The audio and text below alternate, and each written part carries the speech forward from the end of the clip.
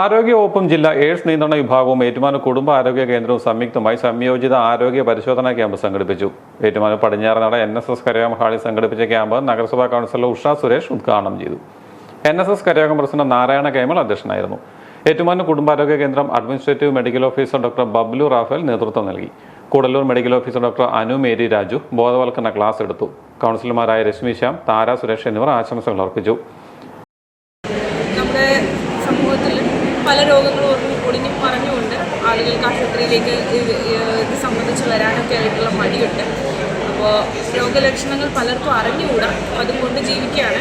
ഇപ്പോൾ ക്ഷയരോഗം, ലൈംഗിക രോഗങ്ങൾ, അല്ലെങ്കിൽ പ്രഷർ, പ്രമേഹം, കൊളസ്ട്രോൾ, ഈ വക രോഗങ്ങളൊക്കെ പല തുടക്കത്തിൽ വളരെ ചെറിയ ലക്ഷണങ്ങളെ ഉണ്ടാവുകയുള്ളൂ. ആളുകൾ അത് കുഴപ്പമില്ല, എന്തെങ്കിലും ആ രോഗം ചിച്ചു കഴിയുമ്പോഴേക്കും ചികിത്സ തേടാമെന്നുള്ള ചിന്തയിലാണ്. ചെറിയ തലവേദനയായിട്ടായിരിക്കാം, അല്ലെങ്കിൽ രാത്രിയിൽ ചെറിയ പനിയായിട്ടായിരിക്കാം, വെയിറ്റ് ലോസ് ആകുന്നതായിരിക്കാം. അങ്ങനെ പലതും ചെറിയ ചെറിയ കാര്യങ്ങളെ കണക്കിലെടുത്ത് അവർ ചികിത്സ തേടില്ല, അല്ലെങ്കിൽ വേണ്ട ടെസ്റ്റുകൾ ചെയ്യാൻ റെഡിയാകില്ല. ആശുപത്രിയിൽ വന്നാൽ തന്നെ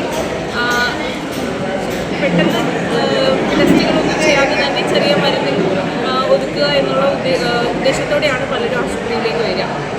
അപ്പോൾ ഈ ക്യാമ്പിൻ്റെ ഉദ്ദേശം ആളുകളെ അതിനെപ്പറ്റി ബോധവൽക്കരിക്കാനും വേണ്ട ടെസ്റ്റുകൾ അല്ലെങ്കിൽ ചികിത്സയിലേക്ക് നയിക്കുക എന്നുള്ളതാണ്.